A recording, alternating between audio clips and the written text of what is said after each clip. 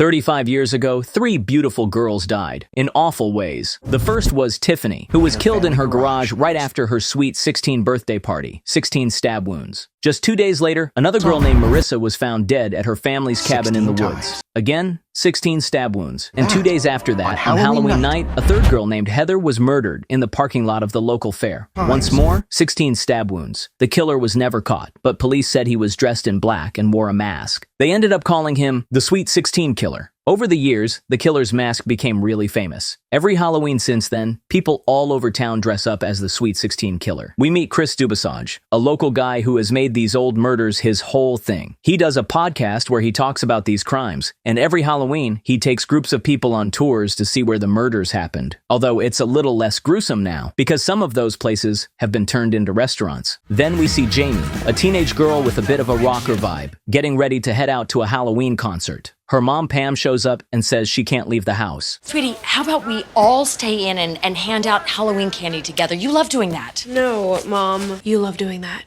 We find out that Pam was friends with all 3 girls who died back in 1987. Even though it's been 35 years, she's still scared that the killer might come back. Jamie argues with her mom about it, insisting she knows how to take care of herself because she has a pepper spray keychain, a portable alarm, has been taking self-defense classes since she was 7, and even carries a protective crystal a psychic gave her. I have keychain pepper spray. You've made me take self-defense classes since I was 7. You gave me a protective crystal you got from a psychic. Her mom has no choice but to give in, on one condition. Her dad, who's dressed up as Zac Efron, has to drop her off and pick her up. Oh my God, Dad, what are you wearing? I'm Zac Efron. Fine, go. But your father is driving you, and he's driving you back home. Right after the argument, Pam gets a text from Chris. Yeah, that Chris, the one from the podcast. But she casually lies to her husband and says it's just a message from the mom's group. So Blake takes Jamie to her best friend Amelia's house, where they meet Amelia's mother, Lauren. But she's not happy because her boss is making her work even on Halloween night. Hey, Lauren, up to anything fun tonight? Going to work. Weirdly, the manufacturing industry doesn't celebrate Halloween.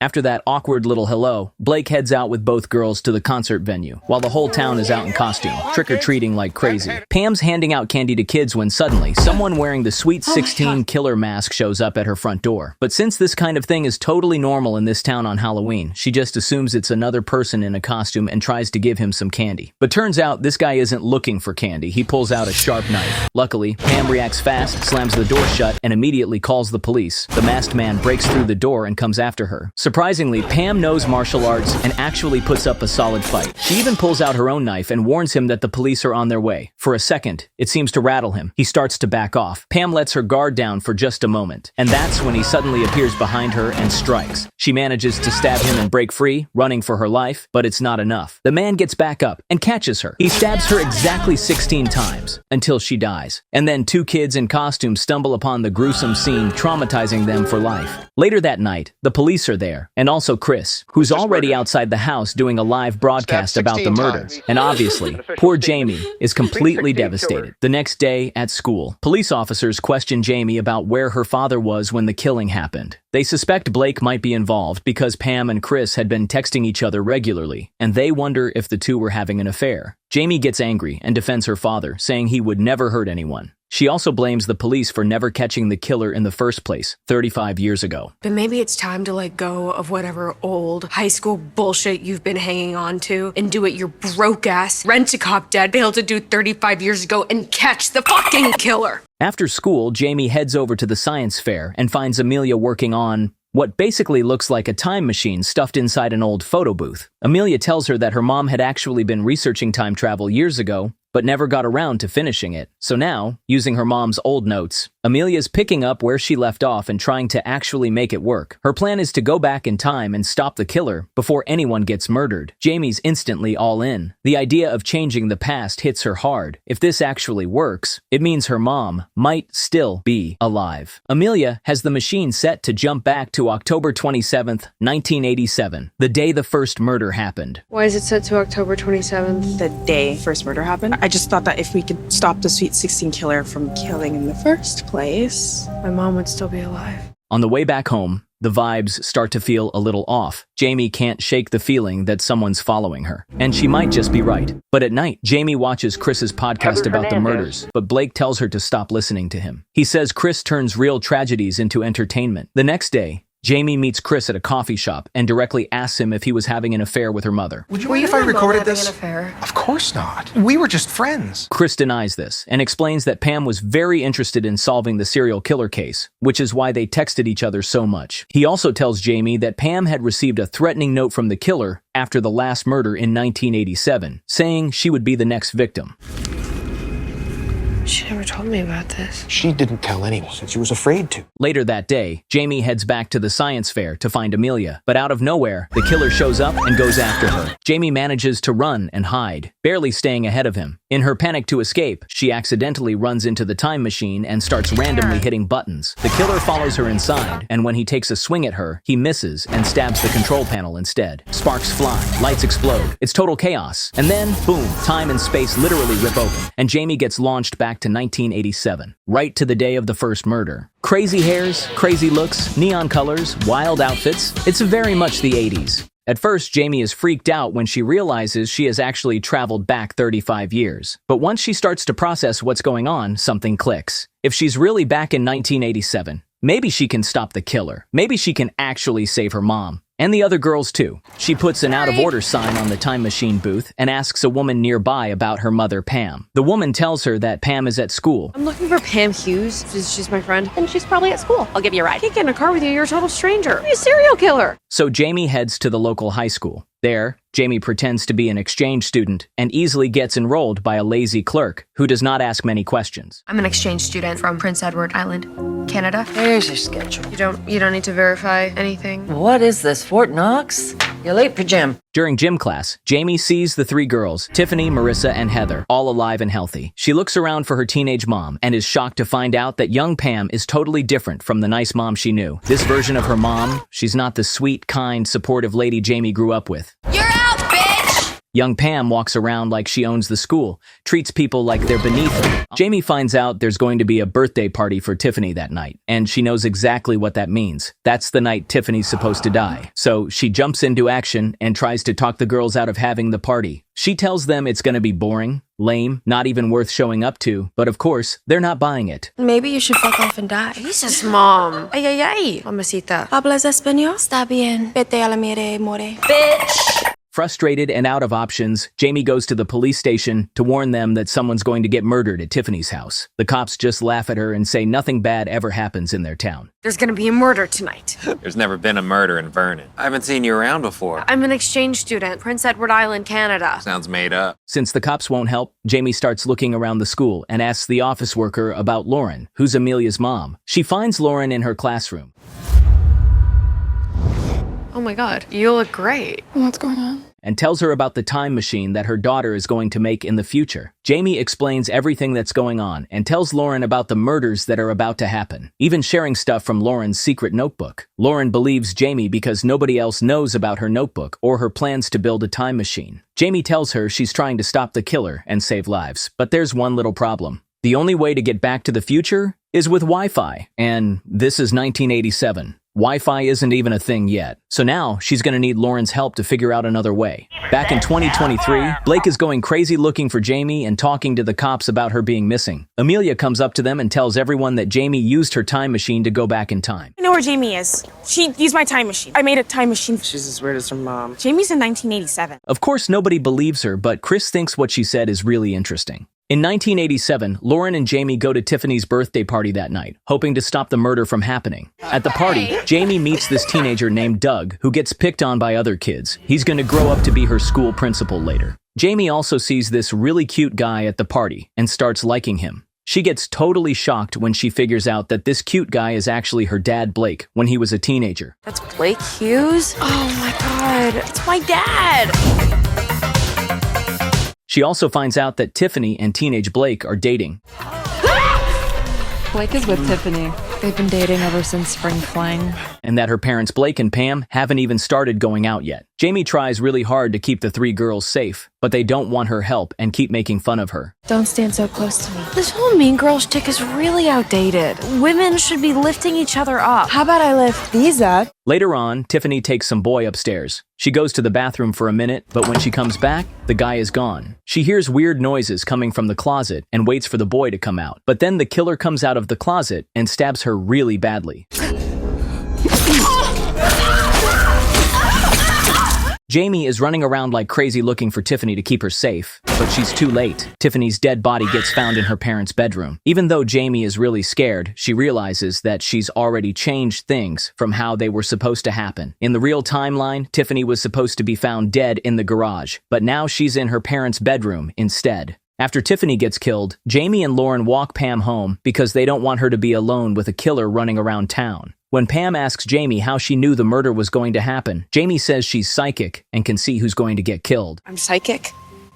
I had a vision, and I tried to stop it. The three of them decide to stay together for the night, and Jamie asks Pam if she knows anyone who might hate them enough to kill them. Pam says that lots of people could be the killer, because she and her friends have been mean to tons of people over the years. Back in 2023, Amelia is working on her time machine, trying to figure out how to get Jamie back home. Chris shows up and says he wants to check out the time machine. While they're talking, Chris suddenly realizes that he's been remembering stuff wrong. Tiffany's murder actually happened in the bedroom, not the garage like he always thought. This shows that Jamie doing stuff in the past is messing with how things happened. Amelia and Chris look at an old picture from 1987 and can see that Jamie really did go back in time.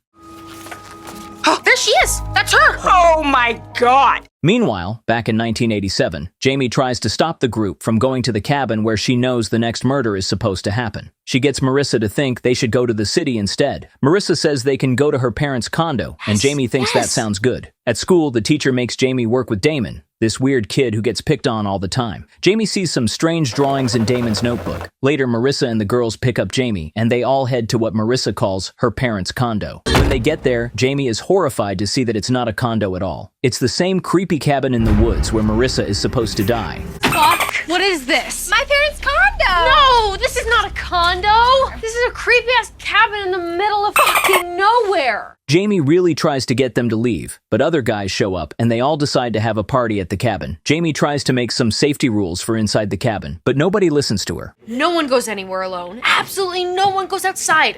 We get naked in the hot tub. That night, one of the guys calls Jamie a party killer and locks her outside the cabin. She really wants to get back inside, so she looks for another way in and finds a window. When she looks through it, she sees Heather, one of the three girls who's supposed to die, lying on a bed, and she looks unconscious. At the same time, Marissa and some other guy decide to hang out outside. The killer is already hiding inside the cabin. He comes out of a closet and slowly walks toward Heather while turning the radio up really loud. Heather wakes up just in time to run out of the room, but the killer catches up with her, throws her down the stairs, and kills her. This messes up the order of who dies. Instead of Marissa dying second, it's Heather who gets killed. The other friends team up to stop the killer, but he's way too strong. Still, they all make it out alive. After he runs off, the teens head to the police station to report the murder. Jamie even brings some of the killer's blood to help with the investigation. But the cops have no idea what DNA even is. What's this? You have his DNA. What's that? DNA? You just plug it into the worldwide database. All right, now let's get serious.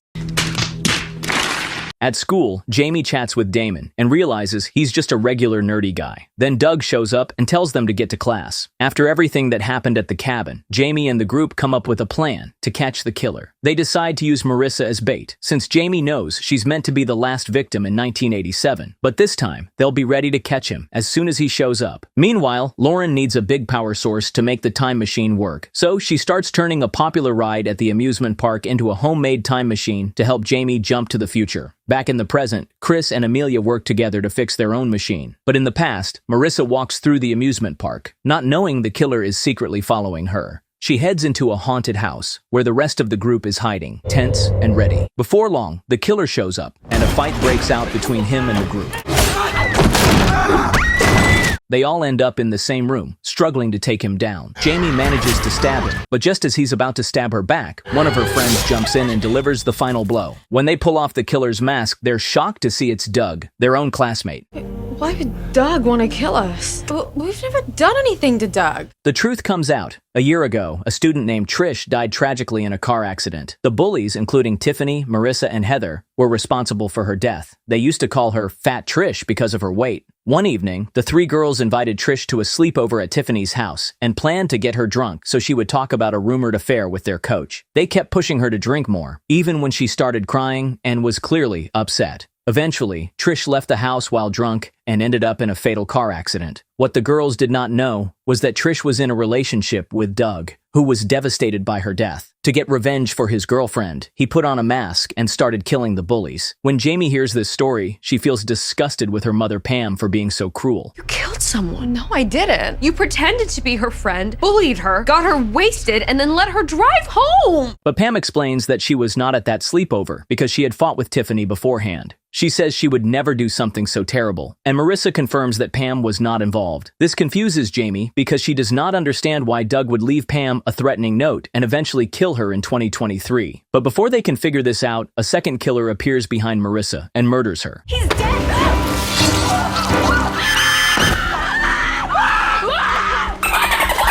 This killer chases Jamie and kills Chris's father, who was broadcasting live on television. Jamie and the killer end up in the time machine, which is finally working. Lauren explains to Jamie that once the ride starts, she must stay inside it, or she will be thrown against the wall and explode. Unfortunately, while they are talking, the killer arrives and attacks them. Jamie tells Lauren to leave immediately, which she does, and then Jamie turns on the machine. Suddenly, Pam arrives to help Jamie, and a fight breaks out between Jamie, Pam, and the killer. When the machine starts spinning fast, all three of them are pinned against the wall, but the killer understands physics and manages to walk over to Pam to attack her. He stabs her once, and Jamie pushes her mother out of the ride. The force removes the killer's mask, revealing that it is Chris from 2023. Chris admits that he had no idea Doug was the original killer. I had no idea the original killer was Doug, so thank you for that. He murdered Pam just to keep the Sweet 16 killer story alive after 35 years. He also gave Jamie the fake threatening note to create more content for his podcast and make himself more famous. He was tired of being compared to his father, who was much more successful and well-known, so he murdered him too. Chris then tries to attack Jamie, and they have an intense fight. Fortunately, Jamie gets the upper hand and shoots him with a nail gun. She kicks him into the spinning machine, killing him, and then returns to the present.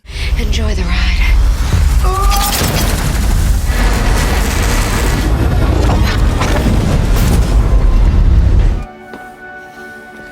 Jamie arrives on the day before Halloween in 2023 and is relieved to find that Pam is still alive and married to Blake. Lauren remembers everything from the past and explains to Jamie that this timeline is different from the one she left. She's even put together a book where she's been keeping track of all the changes. Suddenly, a man shows up, greets Jamie, and walks into the house. Lauren explains that in this new version of the timeline, Jamie's parents ended up together much earlier, and now she has a 34-year-old brother named Jamie. Her own name now is Colette. Colette, honey, can you help your brother set the table? Yeah, I'll be right in. Lauren also became a bioengineer, and Amelia is still her best friend. As for Chris, in this reality, he's been living in a monastery in India, haunted by seeing his father die on live TV, without realizing it was actually himself from another timeline who did it, though Lauren still keeps an eye on him, just in case. Got a favorite movie you want to see broken down next? Drop it in the comments.